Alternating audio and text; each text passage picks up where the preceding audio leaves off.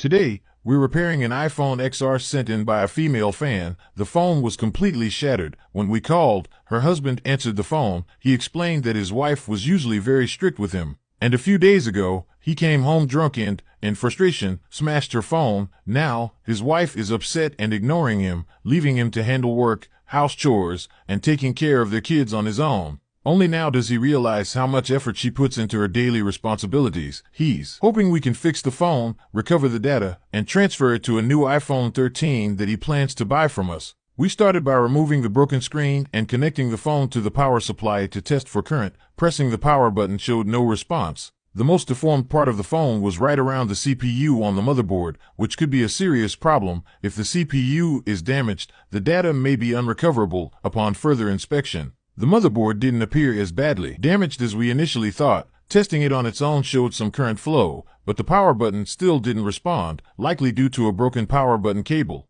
The current flow suggested a connection issue between the CPU and the hard drive, likely from broken connections. We removed the foam and shielding from the motherboard for a closer look. Some people quietly watch the video, but they secretly like, comment, share, repost, and follow. Those people are just so adorable. Fortunately, the CPU wasn't cracked, though we couldn't be sure how many solder points might have loosened. The best way to ensure data recovery on a severely deformed board like this is to transfer the critical chips to a functioning motherboard. Damage could be in the board layers or even the chips themselves. We used a heat gun to carefully remove the CPU from the original motherboard, then removed the hard drive and encrypted baseband chip. We cleaned each chip thoroughly and, fortunately, the CPU showed no signs of damage. After cleaning the baseband chip and hard drive, we retinned each chip with fresh solder. The hard drive and Wi-Fi chip are encrypted, so we used special equipment to unbind the hard drive. We then began installing the chips on the new motherboard, first attaching the CPU, followed by the hard drive. After installing both, we tested with the power supply, and pressing the power button showed normal current flow.